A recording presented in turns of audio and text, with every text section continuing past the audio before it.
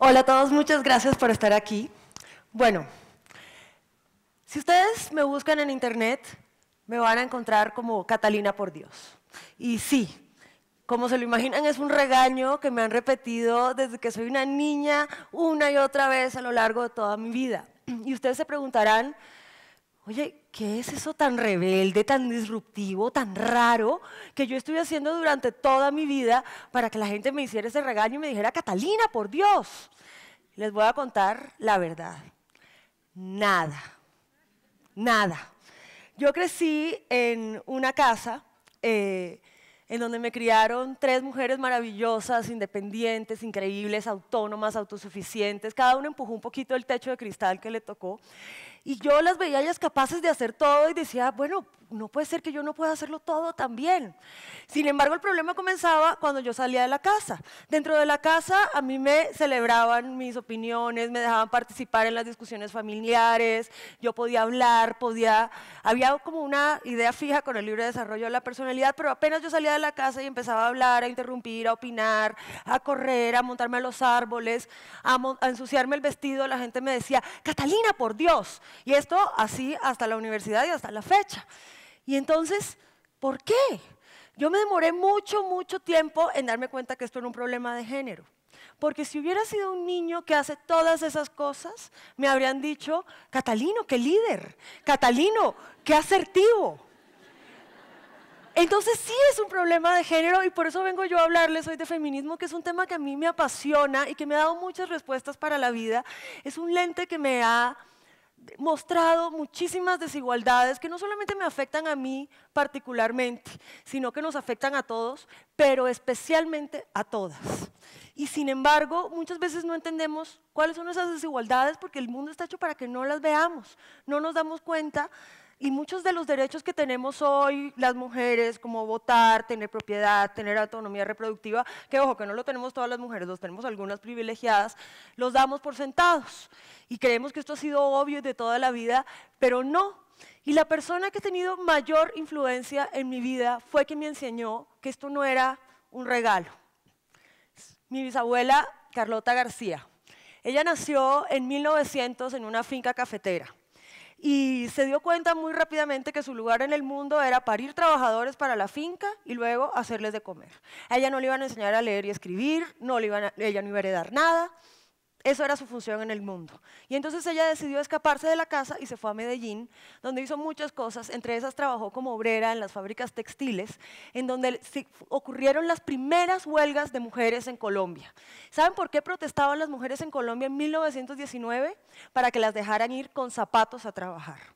Y otras cosas que hizo fue militar con las sufragistas. Ella era una mujer liberal, con unas ideas políticas encendidas, y se tuvo que atragantar su voto hasta que tuvo 57 años, porque solo en 1957 las mujeres en Colombia pudimos votar. O sea, no tenemos ni 60 años del voto. Y esto ella me lo recordaba cada vez que me llevaba a votar con ella, porque siempre me llevaba. Y otra audacia que tuvo mi bisabuela, que fue una audacia increíble, fue aprender a leer y escribir. Porque ¿cómo iba a tener esas ideas políticas si no leía y escribía? Y lo hizo con el periódico local de Medellín en ese momento, que era El Espectador.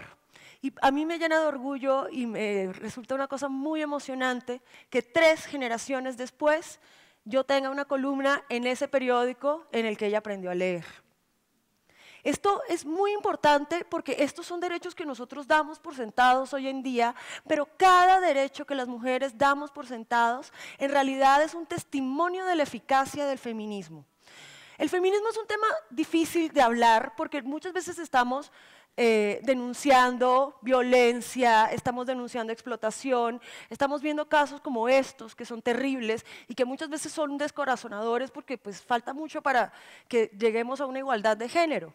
Sin embargo, hay una cosa que a mí me llena de esperanza inmensamente y que viene de la experiencia de mi familia.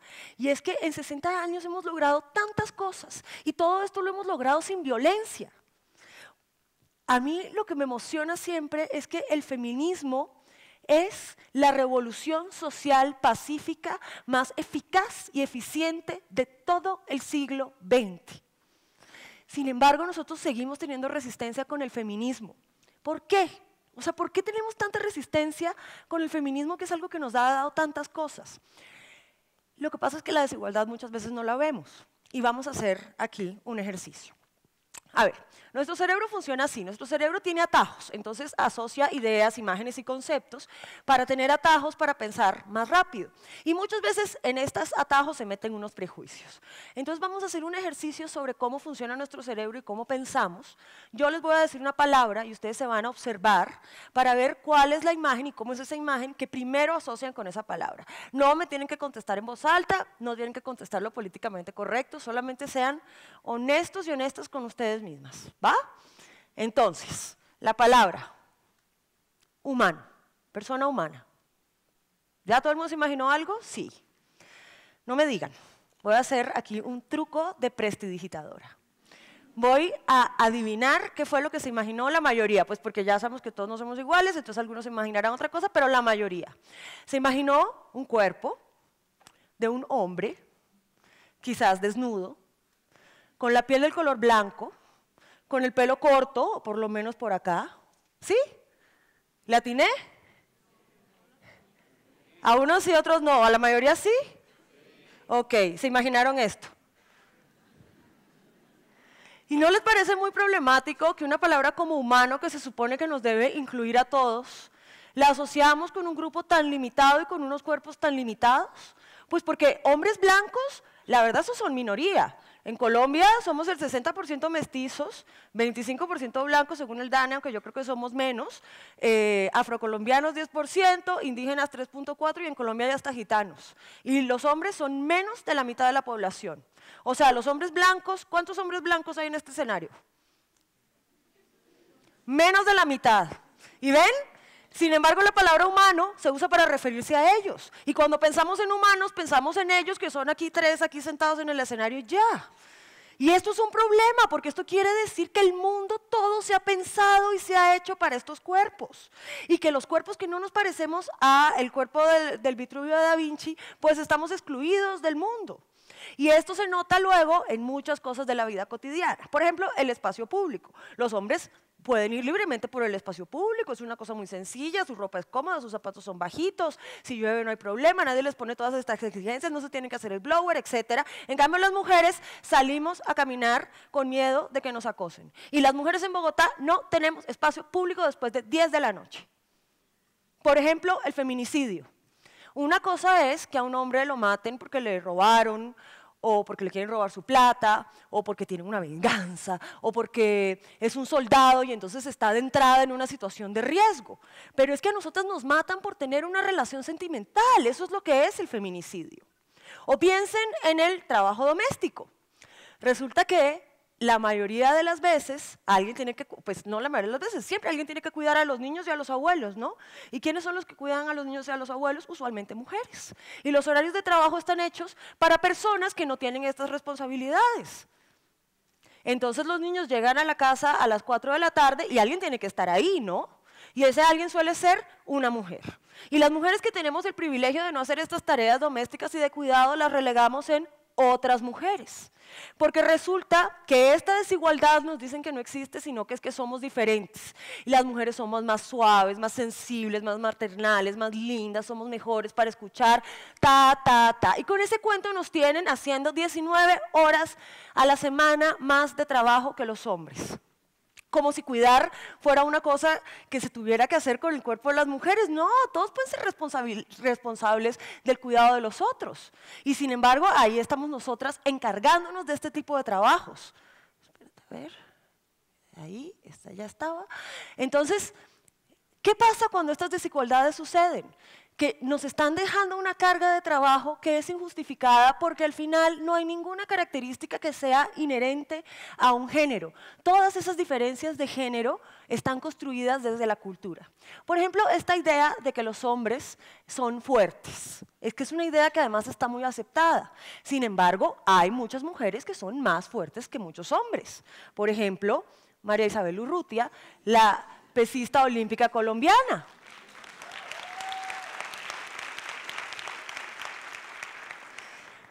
Pero ¿qué pasa? Que estos estereotipos nos los repiten tantas veces que empiezan a modificar nuestros comportamientos hasta que nosotros nos ajustamos al molde. A las mujeres nos dicen que tenemos que ser femeninas, pero la fuerza resulta que no es femenina. Entonces todas nosotras lo vamos a pensar 2 veces antes de decidir ser pesistas.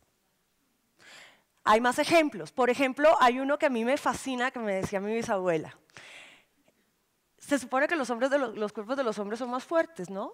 Pues resulta que no hay ningún lugar en mi cuerpo al que yo le pueda pegar y yo caiga en el piso llorando. ¡Ninguno! Pero ¿y los hombres con sus testículos?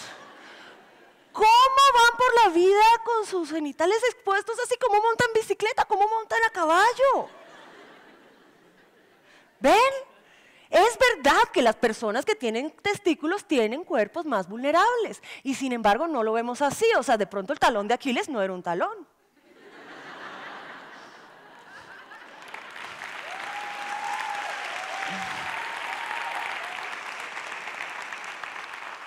Y les tengo otro ejemplo. Este año en El Espectador sacó una entrevista con Lady Quintana, que es la hermana del campeón de la Vuelta a España, ciclismo colombiano, héroe nacional, ¿no? Y entonces le preguntan a Lady Quintana por su infancia, ella dice que ella y su hermano montaban bicicleta, unas bicicletas que les prestaban unos vecinos a cambio de fruta, y que cuando salían a montar bicicleta, a ella su papá la regañaba con más vehemencia que a él. Y la regañaba, ¿saben por qué? Porque el papá pensaba que el sillín de la bicicleta la podía desvirgar y que montar bicicleta no era una cosa que hacen las señoritas. Nunca vamos a saber si Lady Quintana pudo haber sido una gran ciclista, porque desde niña le dijeron que montar bicicleta no era una cosa de señoritas, exactamente como Catalina, por Dios. Y entonces hay otra amenaza que nos hacen que es muy fuerte y otra cosa que nos dicen a las mujeres que no seamos una y otra vez. Y es que nos dicen que no seamos feministas. Porque si somos feministas vamos a ser feas, difíciles, complicadas, odiosas y nos vamos a quedar solas.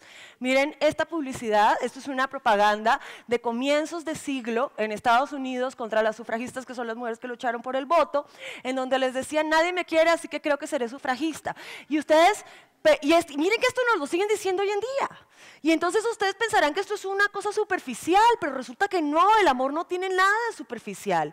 Es un problema de supervivencia, porque los humanos somos seres sociales y necesitamos amor, necesitamos que nos quieran. Si a mí me dicen, Catalina, tienes que escoger entre tener derechos o que te quieran, yo prefiero que me quieran.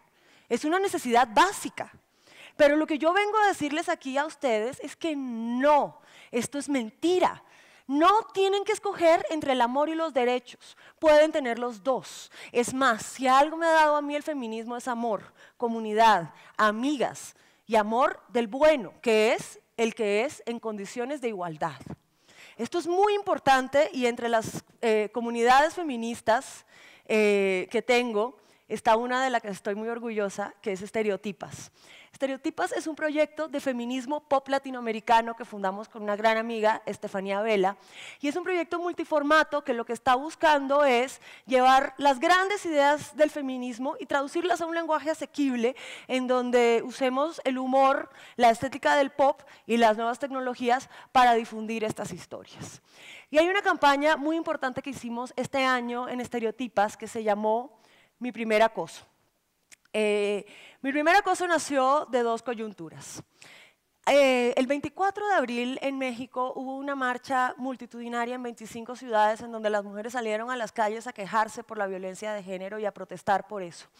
Yo me iba a perder la Primavera Violeta, así se llamó, la Primavera Violeta, porque estaba en un congreso en Brasil. Pero allá las brasileras me contaron que en octubre del 2015 la feminista Juliana de Faria había hecho un ejercicio en Twitter con un hashtag que fue Meu primer asedio, para que las mujeres brasileras contaran sus primeras experiencias de acoso y esto revolucionó Brasil y cambió la conversación, pero eso se quedó contenido en Brasil porque por la barrera del idioma esto no nos llegó a nosotros. Entonces, desde Estereotipas, un día antes de la marcha, esta es la Primavera Violeta, decidimos lanzar mi primer acoso. Un día antes. El primer tweet fue el mío. Y en una hora teníamos 420 tweets por minuto que estaban contando las mujeres de toda América Latina sus experiencias de acoso. Les voy a leer algunos. Mi primer acoso. A los 7 años, un niño de mi salón me mostró su pene. Lo acusé con la maestra y me dijo, déjalo, es que no sabe lo que hace. Mi primer acoso. Tenía 5 años y un primo mayor que yo abusó sexualmente de mí. Mi papá nunca me creyó. Mi primer acoso. 7 años.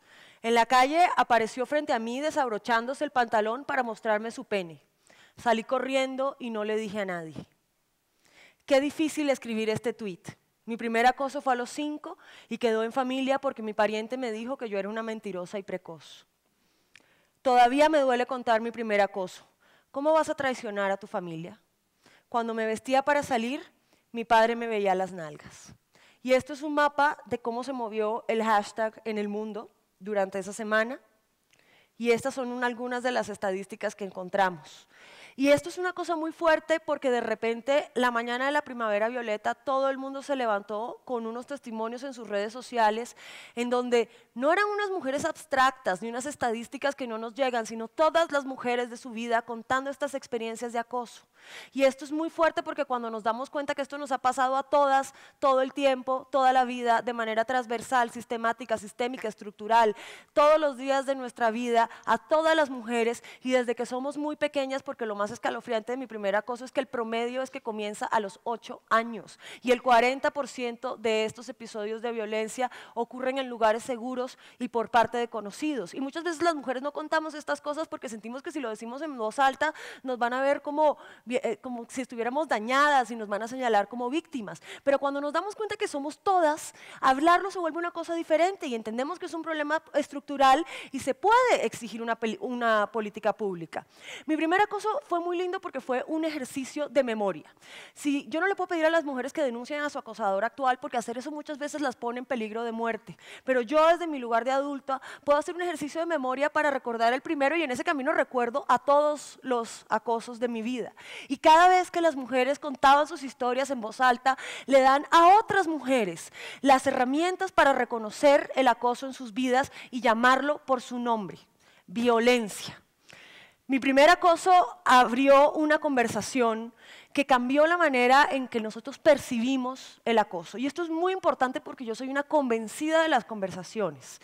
Miren que hay muchas leyes para garantizar la igualdad y en esto se ha avanzado muchísimo y de hecho la Constitución del 91 es buenísima. El problema es que todas estas leyes son inaplicables si seguimos teniendo una sociedad machista, porque no vemos el problema. Entonces el cambio no es legal, el cambio tiene que ser cultural. Y los cambios culturales se hacen a través de la conversación porque las luchas sociales comienzan con las ideas. Y yo a lo que quiero invitarlos hoy, invitarlas especialmente, es a que tengamos esta conversación sobre los feminismos, que es una conversación emocionante, rica, llena de bemoles y llena de disensos, porque es que hay tantos feminismos como mujeres, como experiencias de mujeres hay en el mundo. Y es una conversación en donde estamos en permanente disenso y eso es lo más rico que tiene porque eso hace que el feminismo se mantenga como una conversación vital. Y entonces, esa es la invitación que yo quiero hacerles, a que entren a la conversación y que hablemos de feminismos.